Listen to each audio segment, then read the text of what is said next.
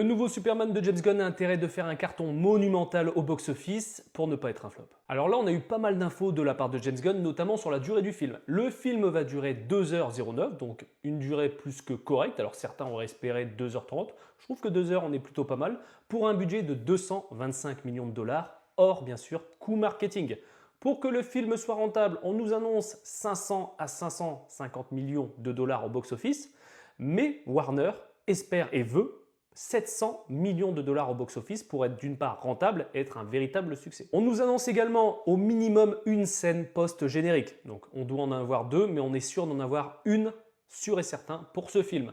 Alors ce qu'il faut savoir quand même, c'est que là, le film Superman va lancer tout le nouvel univers de DC Studios avec James Gunn et Peter Safran. Perso, 700 millions, ça ne me semble pas non plus trop abusé, tu vois, dans le sens où on l'a vu, Deadpool et Wolverine a réussi à faire un carton. D'autres films de Marvel, certes, n'ont même pas réussi à dépasser les 500 millions. Mais pour moi, là, on est quand même un film Superman. Il y a énormément de marketing. Ils vont faire une promo internationale quasiment. Ils vont même venir en France, à Paris, etc. Donc je pense que sur un film Superman, il y a largement moyen de faire ça au box-office. Sachant que là, il ne faut pas se louper parce que tu te doutes bien, ils ont un projet de 10 ans. Si là, ils se loupent avec le film Superman, alors que l'année d'après, en 2026, on a le film Supergirl.